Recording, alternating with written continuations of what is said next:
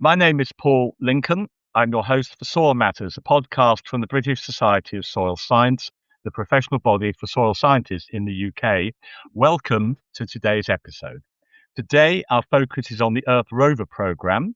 However, we will also have a preview of plans for the United Nations COP17, which is taking place in Mongolia towards the end of August, and which will be attended by representatives from the Society. But let's focus first of all on Earth Rover. The Earth Rover program describes itself as a seismic shift in understanding soil. It unites farmers, researchers, citizens, and innovators across disciplines to regenerate the living ground beneath our feet. And the program uses non-invasive approaches to map the world's soils, to build open scientific tools, and find ways of monitoring, understanding, and restoring the land, with a big focus on advancing food security, climate stability, and biodiversity. The Earth Rover Program is itself a not-for-profit organisation which is developing new low-cost technologies for seeing into the soil. The goal is to make high-quality soil information accessible to anyone. Clearly, this is a project of huge relevance to soil scientists and to soil scientist students, and I'm delighted that our guests today have been at the heart of creating and developing the programme. Simon Jeffery is Professor of Soil Ecology at Harper Adams University. His main interests are in ecosystem functioning and in looking at how soil organisms drive processes and functions across a range of scales. His work focuses on understanding these processes to improve the sustainable use of soils. He's also the Executive Director and Soil Lead for the Earth Rover Program. George Monbiot is a Guardian columnist, author, and environmental activist. His books include Feral, Heat, and Regenesis, which explores pioneering ways to grow more food with less farming. And his latest book, The Invisive Doctrine, co-authored with Peter Hutchinson, explores the shadowy history of neoliberalism, accompanied by a film of the same name. Welcome to you both. Simon, let's start. Tell us a bit about your current job. Hi, Paul. Yeah, so in my current job, I wear two hats, basically. So I'm, as you say, Professor of Soil Ecology at Harper Adams University. So I'm involved in research programs and teaching at Harper Adams. But much more excitingly, perhaps, I'm also an Executive Director at Earth Rover Program, where I've been working with George, Tarje Nissenmeyer, Professor at Exeter, who's the seismology lead, Katie Bradford, and a whole team of other people to push forward this technique in terms of using high-frequency seismology to be able to peer into our soils and characterize them in a spatially explicit and non-invasive way. The Earth Rover Program makes an important contribution, clearly, to soil science. Tell us about your particular interest. Well, my particular interests are being able to study soil in its natural environment, as it were, without having to disturb, remove, or destroy the bit of soil that we're looking at. That's basically how soil science has progressed over the years. If we want to know something like bulk density, we'd take a soil sample, dry it in an oven, and weigh it. If you want to know any chemistry, you'll take a load of soil, stick it in laboratory equipment to analyze it, depending on what it is you're trying to look at. Even biology, you need to remove the soil if you're looking at something like mesofauna, stick it under tall ground funnels under a light. The most exciting thing about the technology that we're developing is really being able to allow us to peer into the soil at scales which are of use for farmers and without having to destroy the very thing it is we're trying to look at. How did you get involved in this in the first place? Well, as with many things in science, I guess it was a bit of serendipity. So I met George when he was writing his book Regenesis, and then George had basically a light bulb moment that I suspect he can tell you a bit about better than I can. He needed a soil person to speak to, and thankfully he contacted me, and things kind of snowballed from there. And if I said to you, what is the problem that you've been trying to solve? How would you summarize that? Basically, we're trying to simplify soils for anyone to be able to access them. And the main way that we're doing that is through this high-frequency seismology, which allows us to examine soil structure in the field. But alongside that, we're also developing AI systems and data pipelines for analysis, which will basically allow anyone to be able to ask questions of soil. Already through our website, we have ERP Soil GPT, which is linked with all of the databases of the Lucas dataset. So I believe it's got 96 datasets on there. So anyone can go to that website and ask questions about soil in their local area using plain language, and the GPT model will come back and we're really trying to open up the soil for everybody. And what would you say are the limitations of current procedures? Well, current procedures are normally point-based. We take a bit of soil and analyse it, and take a bit of soil elsewhere and analyse it, and try and figure out what exists between those 2 points by using geostatistics or geospatial statistics. And that's a bit of a problem, because we know that probabilistically we get some indication of what's there, but we're never entirely sure. Peering down into the soil is always difficult. Our technology can also go down into the subsoil, and we're starting to do some work looking at the potential for carbon storage. And working with subsoils is sort of famously difficult in soil science. If you go out with a spade, you have to dig a very deep hole. If you go out with a digger, you're normally compacting things and destroying the very soil that you're trying to look at. So yeah, they are the main issues, kind of the destructive and point-based nature of most of our current approaches. And what stage have you reached in developing the program? We've published 3 papers so far, one of which is showing that you can monitor peat volumes in a spatially explicit way. We piggybacked on a bog life project where they had been out and looked at peat depth using the standard probing technique, and by applying our technique, we could improve the estimates of carbon stocks within that peat bog, which was up at Wixel Fen, by somewhere in the region of 20 to 30%. We published another paper a little while ago which showed that we can characterize bulk density down through the topsoil, well, the top 40 centimetres of the soil, due to the array that we were using, and show very strong correlation between that and physical measurements. And indeed, those physical measurements, to give you an indication of how big a step forward this is, if you wanted to do it the classic way, what we had to do was dig out a trench and then take 200 bulk density rings across the 3 meters by 40 centimeters kind of wall of the trench that we were able to explore seismically. And then a short while ago, we had a paper published in Science. It was actually led by colleagues at the University of Washington, and that showed that you can actually use seismic techniques using a slightly different method to what we've been working on most of the time with Earth Rover Program. But you can watch water flow down through soils and time how long it takes to get to drainage, see how water's sitting around within soils and other elements along those lines. George, I want to ask you some questions. The Earth Rover program has significant links to your book, Regenesis, and the first chapter of the book is devoted to the subject of soil and is called What Lies Beneath. One of your early statements is that while life above ground here is suppressed and depleted, below the surface lies one of the richest ecosystems on Earth. And you also say, learning about the soil has taught me to a greater extent than ever before that we establish our truths from information that's patchy and shallow, beneath which lie realities we scarcely imagine. Clearly, this is essential reading for every soil scientist. But tell us, first of all, about what led you to write the book and then how it links to the Earth Rover program. Thank you very much, Paul. Well, I realized that food was an issue that as an environmentalist just kept bumping into me, or I kept bumping into it, that obviously it has enormous environmental implications, what we eat and how we produce it, and that those environmental implications are very poorly understood by the great majority of people. And in fact, there are some pungent myths around which greatly cloud people's understanding and mean that people think they're pursuing an environmentally friendly diet when they're not.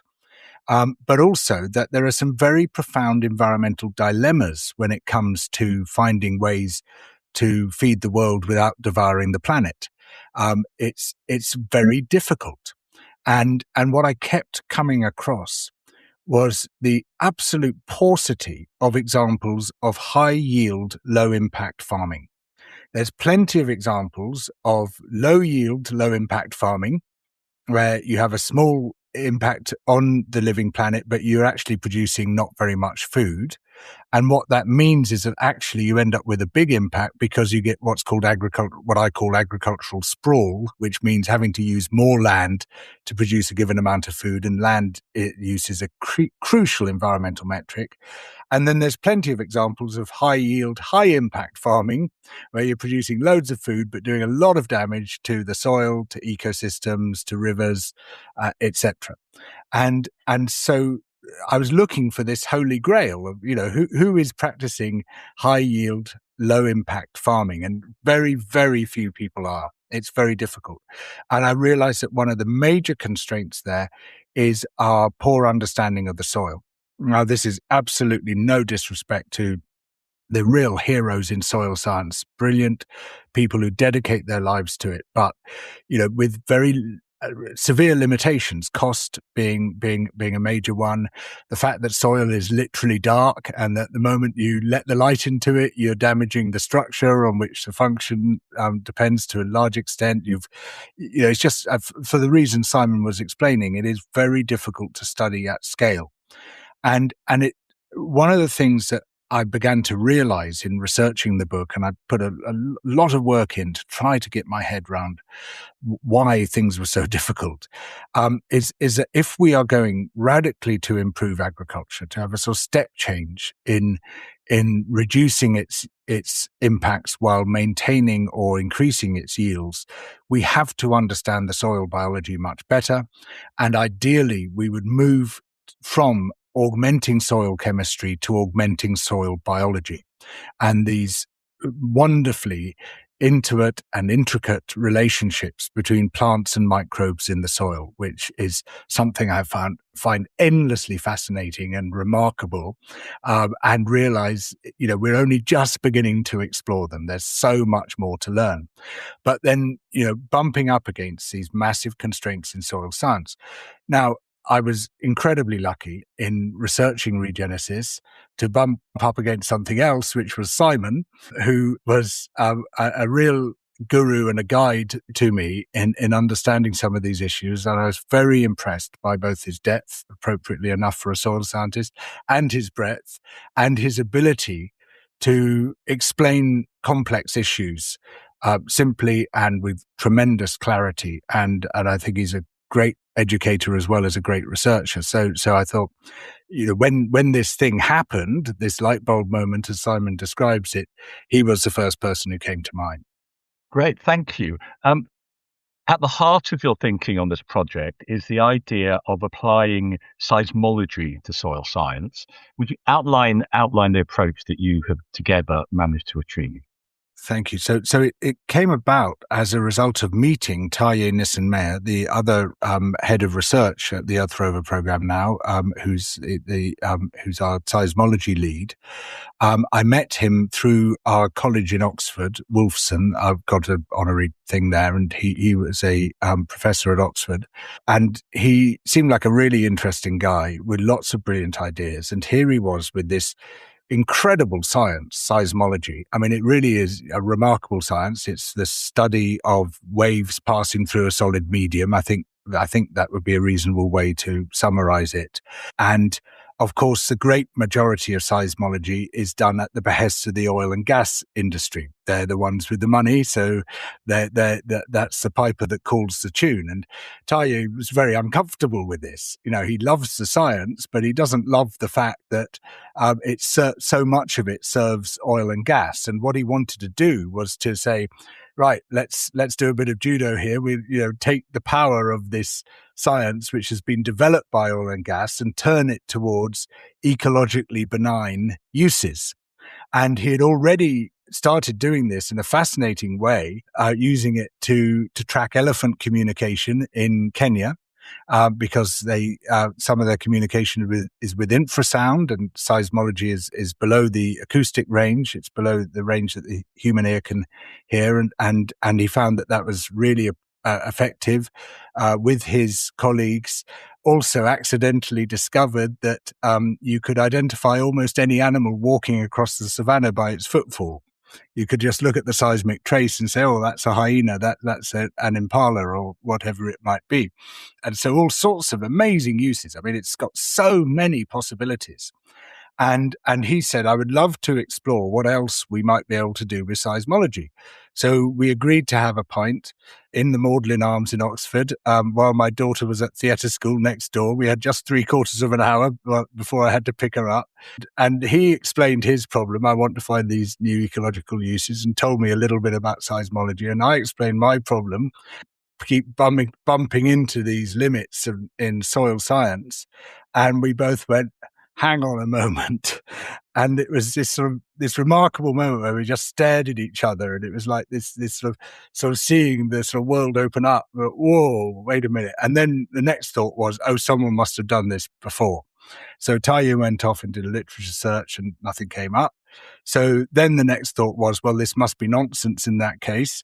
So straight away, I then went to Simon and said, what do you think of this? And we set up a Zoom call between Simon, Taye and me. And Simon asked a series of questions, what is it? What does it do? Could you look at this? Could you look at that? And in every case, the answer was yes or maybe. Simon is not an excitable person, but I think it's fair to say that by the end of the call, he was quite excited, certainly very animated. And he and Taye got to work almost straight away in developing a research proposal. And would it be fair to say that the programme does not, in fact, compare to any existing procedures at all? So I'm not aware of any. There are geophysicists who work a bit with soil. So people have done work with ground-penetrating radar, electrical resistivity, gamma-ray spectroscopy. Of course, these are fairly common procedures these days. Since we've been running, there are a couple of other groups that have done some seismology with soils. A lot of them are working at a greater scale than we are. So they're aiming for a resolution of several meters, whereas we're aiming at the decimeter scale. But there's nowhere else that's doing the whole breadth in terms of automating data and AI that I'm aware of. Although we are very open to collaboration, and if people are interested in working on this, then of course we're happy to have a chat with anyone. And give me a sense, I don't have a sense of the potential scale for the project. So not only long-term aims, but just how far you think you could go with this. So the first paper that we came out was a 2-dimensional slice down through soil that was about 3 meters long and about 40 centimeters deep. The next step, and we're just in the final stages of analysing it, is a 1 hectare 3-dimensional analysis, again going down to about 60 to 70 centimetres with a 20 centimetre resolution. So that has all been done manually, so it's been quite time consuming. We're at the final stages of automating the data pipelines, and we are also at the final stages of the next generation of sensors, both of which will speed things up massively. So we are certain that we can get up to the multiple hectare field scale within the next year or so. And in terms of the scale of sort of global reach, what we're hoping is to make this cheap enough and easy enough for anyone to use. Eventually, hopefully, get it onto people's phones. And almost all small farmers around the world now have phones. They're an essential farming tool, and so it should. We hope within a few years be immediately dispatchable by anyone who wants to look into their own soil. And then, of course, they can add their own results to an ever-growing global database. And we hope that as that database grows and we have more and more benchmarks, points of comparison, it becomes ever more accurate and useful, and then ever more people will want to join in and will contribute their results. And so what we hope to do is to fill in some very big gaps, not just in terms of the sort of qualitative gaps in science, but also the geographical, quantitative gaps in data points, that we can start seeing a much more fine-grained picture of the world's soils and their properties and types and qualities than we have at the moment. And do you think in the long term that you'll need a very large organization to enable the project to survive, thrive? We're very open to collaboration, so we don't want to be a large corporation which is driving this technology forward and pushing it into the four corners of the planet, as it were. We're very open to being decentralized, lots of people having access to the technology kind of self-improving itself through this feedback loop where we get more data in, which helps us refine the algorithms and the models. So in terms of having a big company, I don't think that's necessary. What we need is lots of people who are engaging with the technology, which we are writing in an open access, open source way.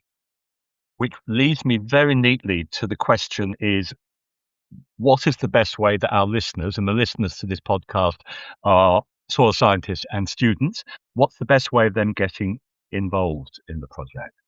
If you visit the Earth Rover Program website, there is a contact email address on there, which I believe is research@earthroverprogram.org. Feel free to reach out to me directly through my Harper Adams account or through simon@earthroverprogram.org. We're very happy to engage with any soil scientist or prospective soil scientist who might have any questions or might want to engage with us. And is there a role for citizen scientists in the project? What we're trying to do is to make it open to any citizen scientist to be able to use without even necessarily thinking, oh, I'm engaging in a scientific project, because the idea is you can map your own soil. It would be mostly, we would imagine, farmers who would have that interest. But of course, any naturalist, anyone who's interested in the subject, it would just be there. Eventually, we hope it'll take the form of an app on your phone. So it's like, whether it's curiosity driven or business driven or simply driven by, trying to improve your practice or your knowledge, we hope that millions of people will want to take part because it'll be that easy. And even if you don't have any interest in improving the global database, just simply improving your knowledge of your own soil should drive that engagement. And so this is why, A, we've made it open source to reduce all possible barriers, but B, we're working very hard indeed, and we've got some brilliant technologists on the job to bring the cost down and down and down. I mean, the first sensors we were using cost $10,000. We've now got it down to below 10 and falling. Sorry, did you say you've gone from $10,000 to $10? Yes. That's quite an achievement. Okay. Just to add to that, these cheap sensors are basically MEM sensors. They're the sensors that just about every one of the listeners of this will have in their phones, I would imagine. And if anyone wants to see the potential for these and how sensitive they are, there are free apps that you can see online, which unfortunately don't do any of the data processing side of things that we're working on, but they do show you the squiggles that you can pick up through seismic analysis. So if you want to see how sensitive these are, and it really is quite mind-blowing, if you download one of the free apps, put your phone a meter away or 2 meters away on the desk and tap the other end of the desk very lightly, you'll see those seismic waves going through. And that's the seismic waves that we're working with. Brilliant. So George and Simon, thank you very much for your time. I strongly recommend the book, which clearly helped to start this off, Regenesis. Every soil scientist definitely needs to read it. Thank you very much indeed. Thank you so much, Paul. It's been a pleasure. Thank you, Paul. Yeah, it's been a pleasure. Many listeners will be familiar with the COP series of events organised by the United Nations. This August sees a hugely important event taking place in Ulaanbaatar, Mongolia, focusing on desertification and land degradation.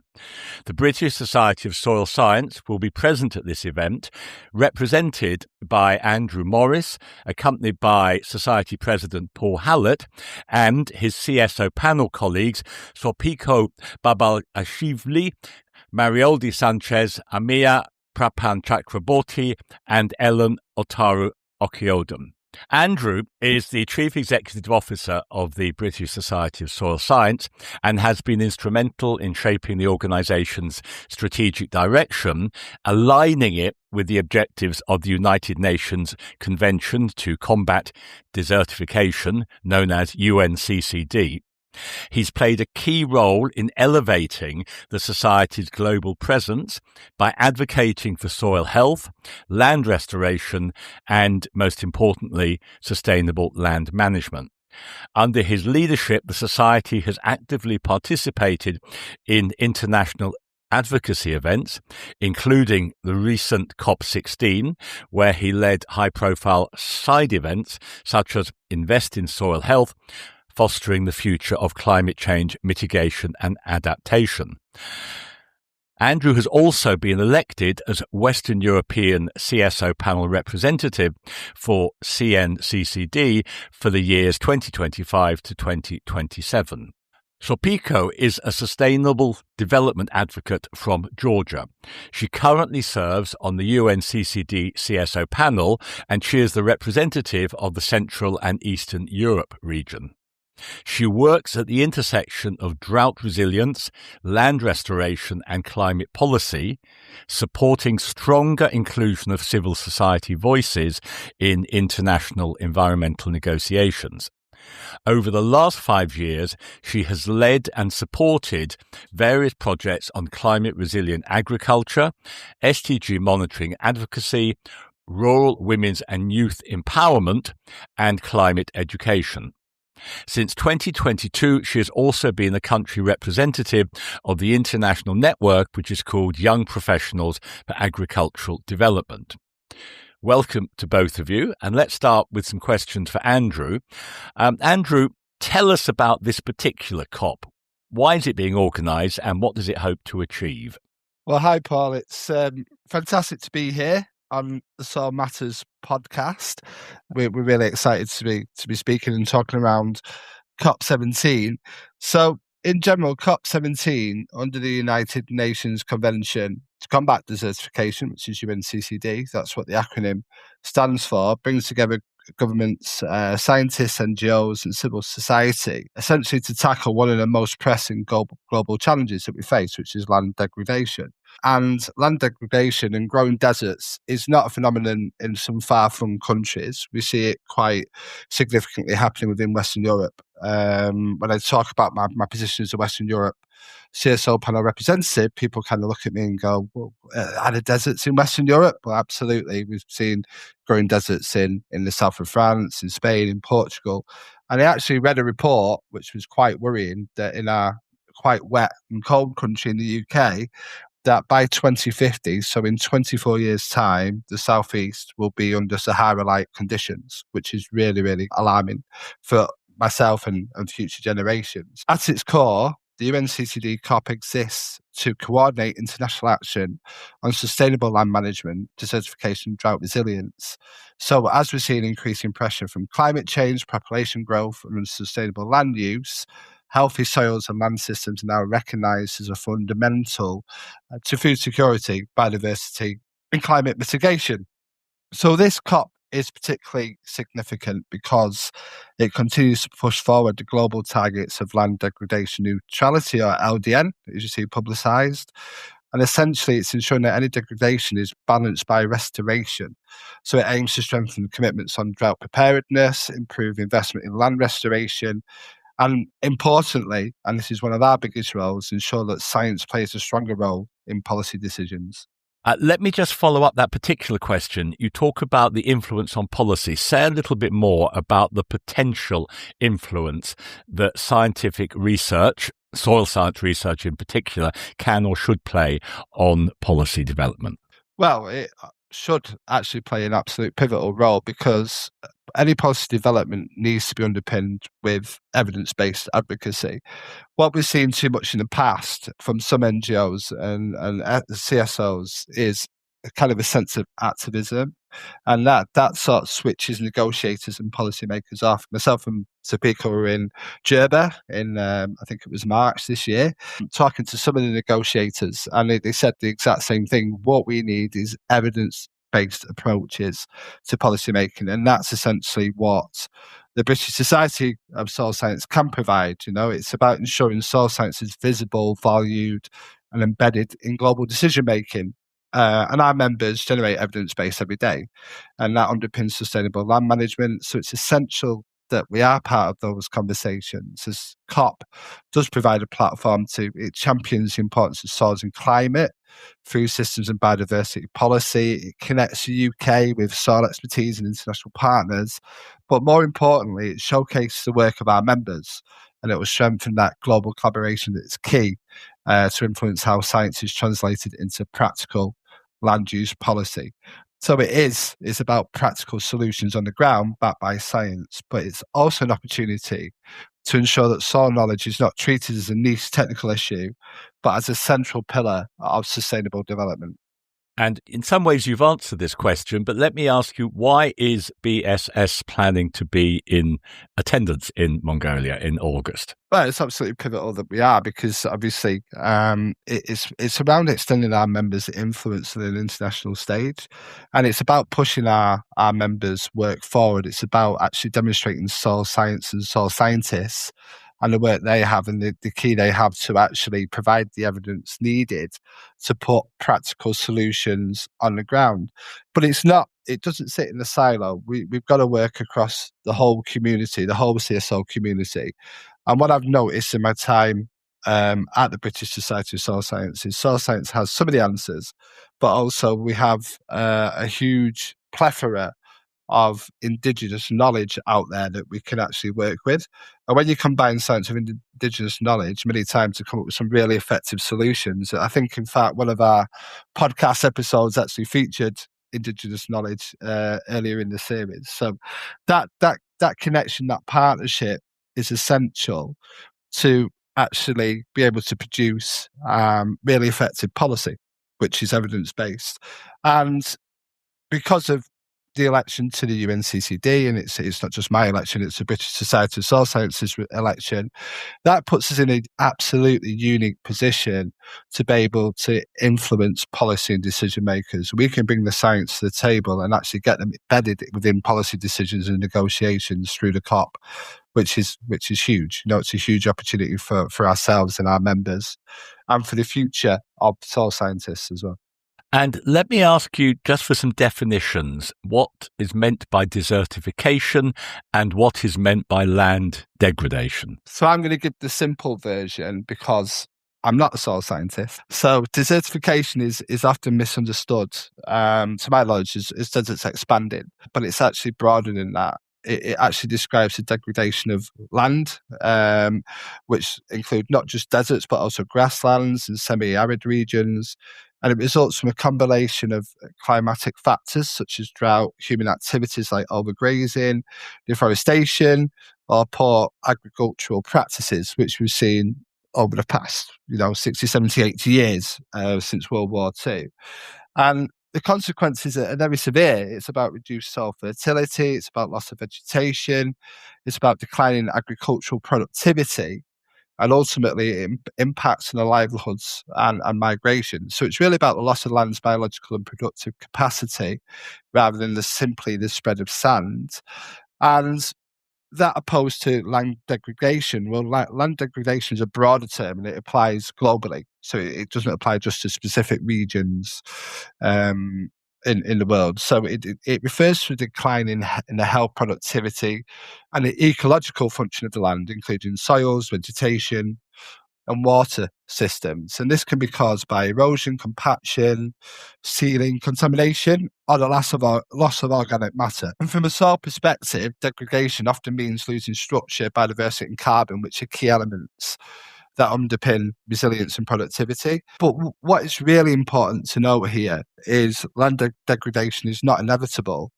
With the right management practices, restoration, regenerative agriculture, better planning, it can be halted or even reversed. And we've seen examples of this globally recently.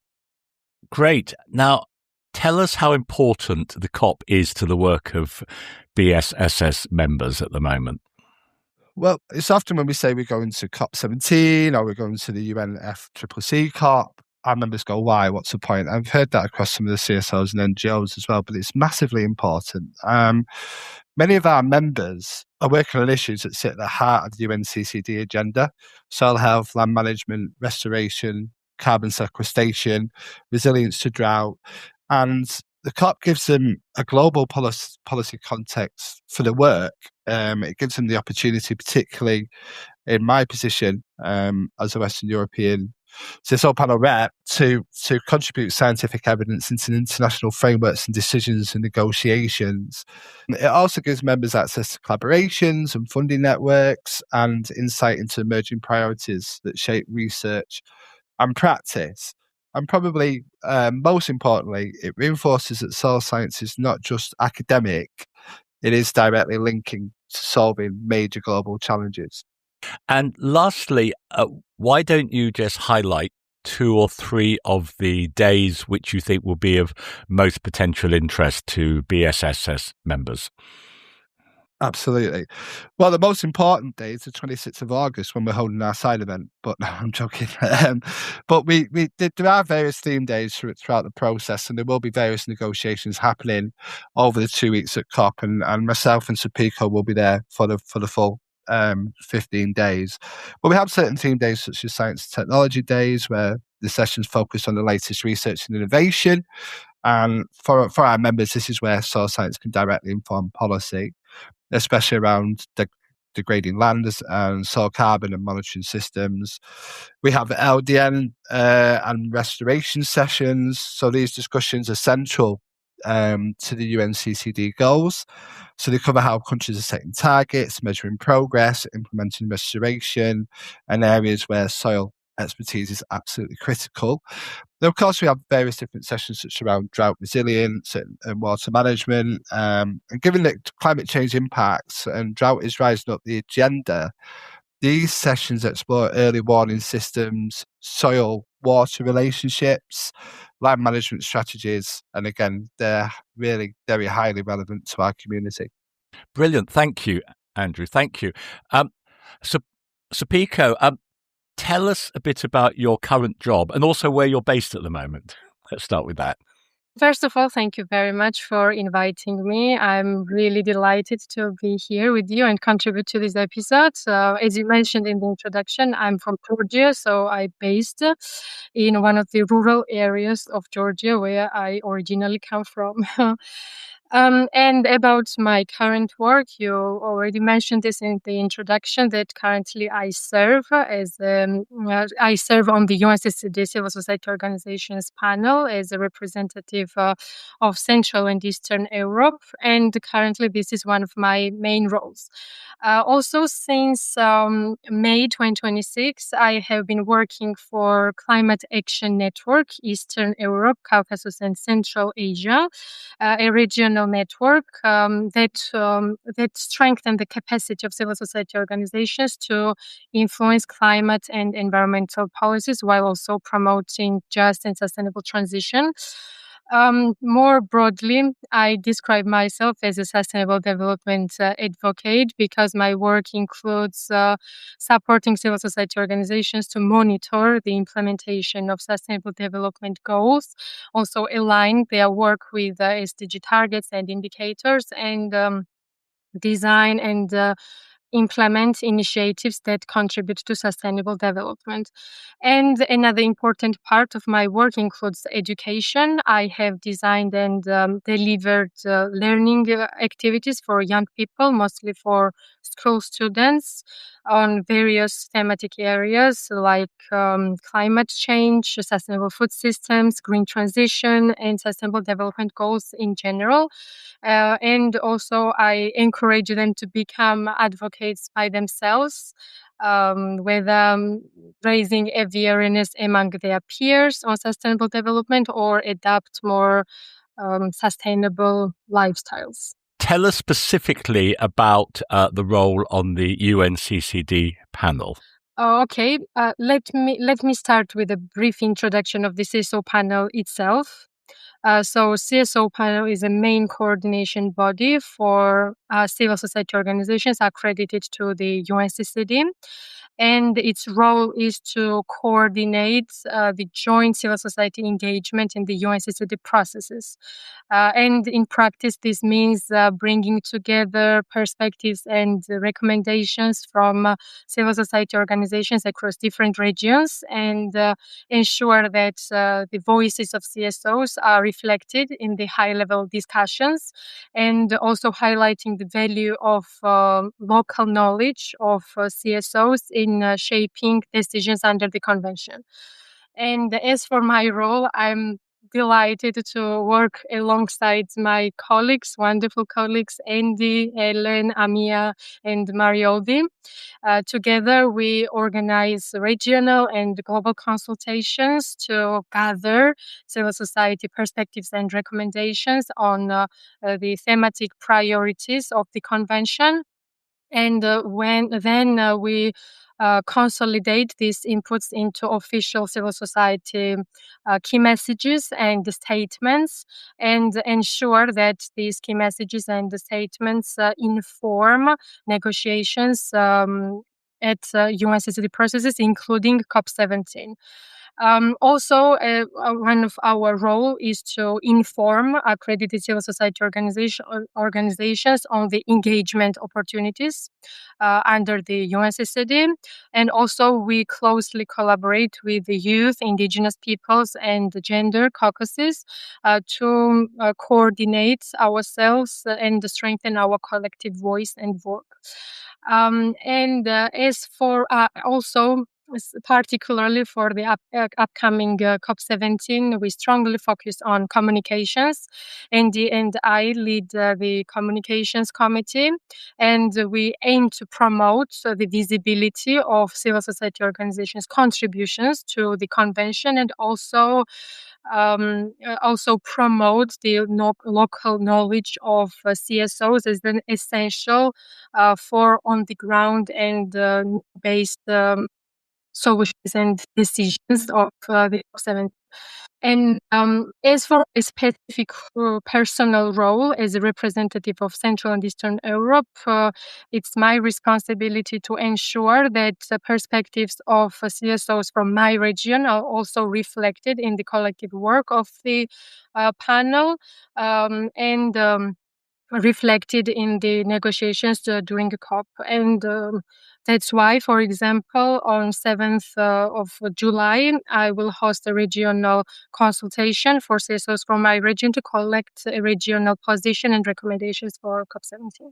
And in your experience, what are the most effective ways that you found to carry out your role, to do your job? Well, I would probably leave it to my colleagues to decide if my work is effective. But from my perspective, I think three things are particularly important that I think help me in my work. First is staying proactive and curious. I always try to explore some new approaches, test new ideas, and I'm also always try to think how can I add value to the activities I'm involved in. Just one example I want to recall, and maybe Andy will agree on this. Last year, when we organized consultations to gather the CSO inputs for one of the UNCCD events, we decided to explore something new, how we can collect this input. So we came across with one of the live platforms, and at the end we received quite positive feedback from CSOs, because this platform gave us the opportunity to collect inputs in a structured way, and also it gave opportunity to all CSOs to contribute equally. Also, so we were curious to find out something new. And also, maybe it's important to keep learning, um, maybe on sustainable development itself, and also in general about new approaches and methodologies, how we can increase and strengthen the CSO, civil society engagement and advocacy at the high level events. Second, I would say maybe collaborative mindset, because all of my current roles include working with international teams, and I'm really happy to have this opportunity in my life to work with such a diverse team, and it consists of people with different cultures from different countries, different professional backgrounds, and I think it's a real strength.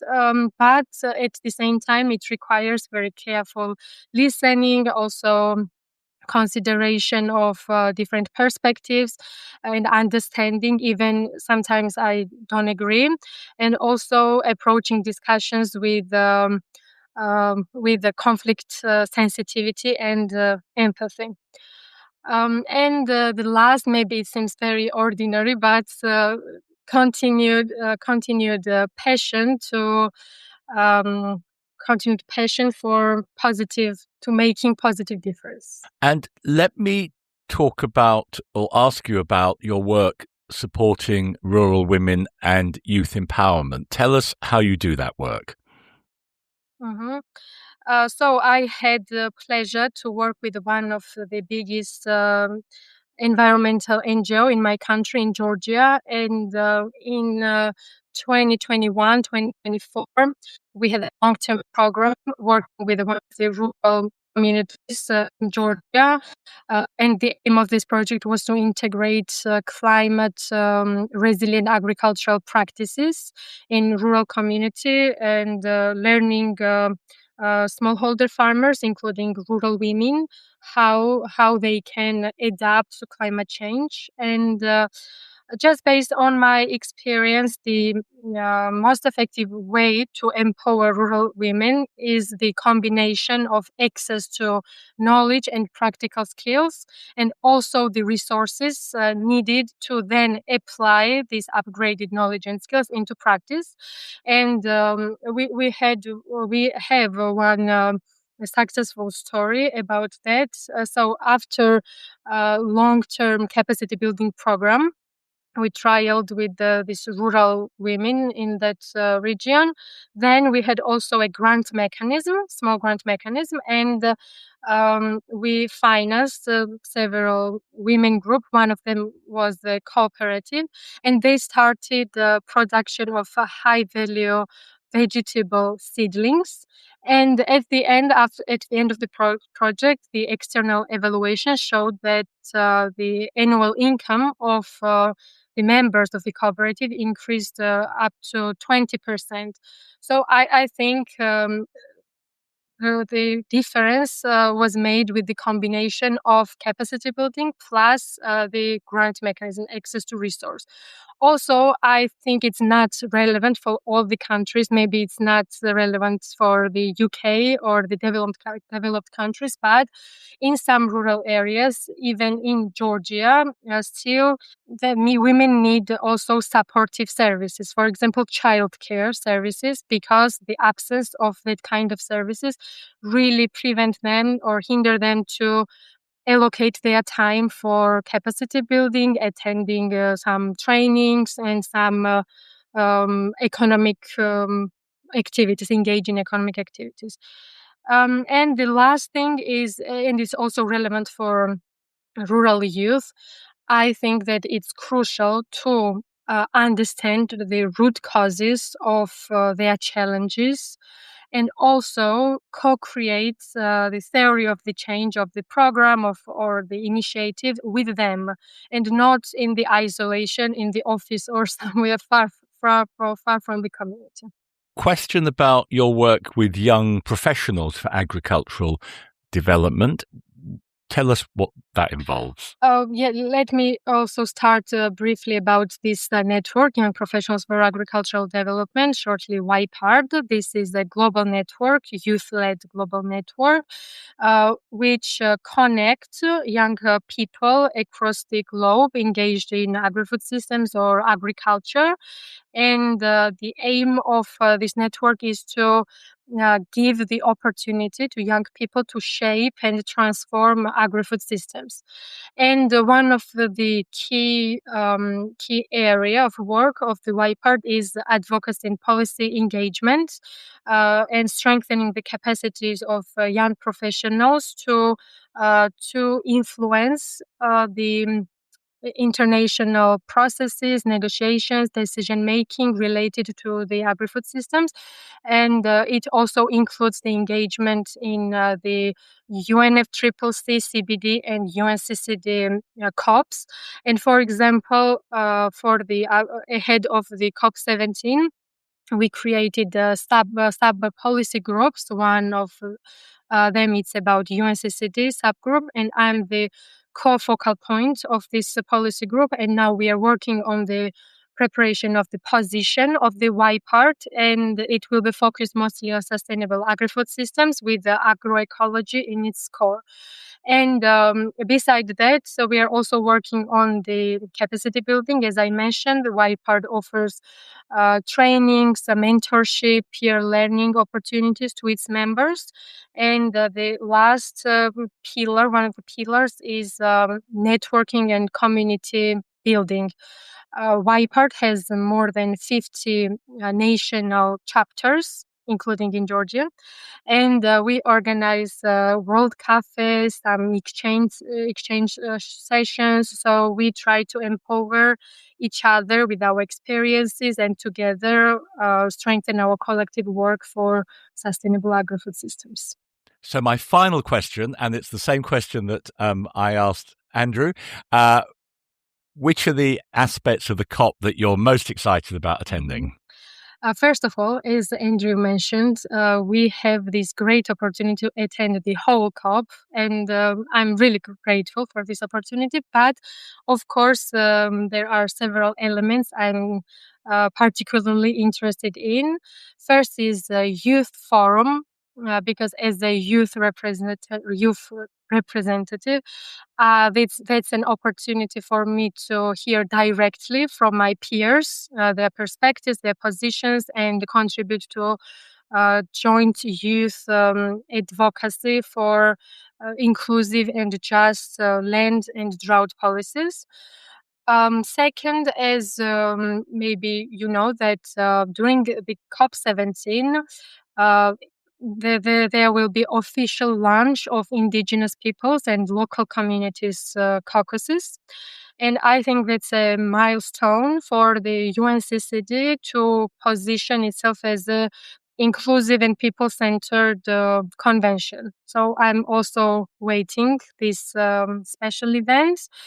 Also, during the Finance Day, there will be a high-level segment, ministerial dialogue about the innovative financial mechanisms.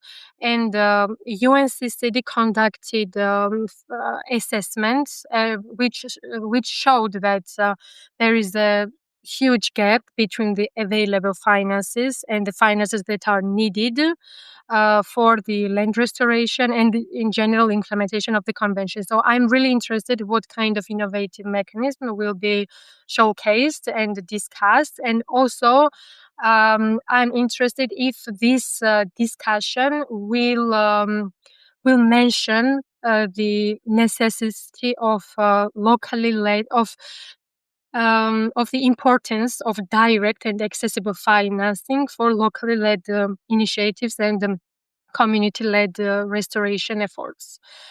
And maybe one of the day during the COP17 is about sustainable food systems and soil health. And as a part of the Y part, I'm following the discussions about the sustainable food systems, and I'm also really much waiting this day to hear these discussions. Brilliant. Thank you very much indeed. I'm delighted to say that the next episode of Soil Matters will be focused on the COP in Mongolia, and Andrew and Sopiko will be reporting back on what happens and what they discovered. Thank you for listening to this episode of Soil Matters. Subscribe on Spotify, Acast and Apple Podcasts to make sure that you hear the next episode as soon as it's uploaded. And if you'd like to follow up any of the topics that we've discussed today, please go to the podcast pages of the BSSS website. And to learn about how to journals, to become a member and to discover more about the British Society of Soil Science, visit the website, which is www.soils.org.uk.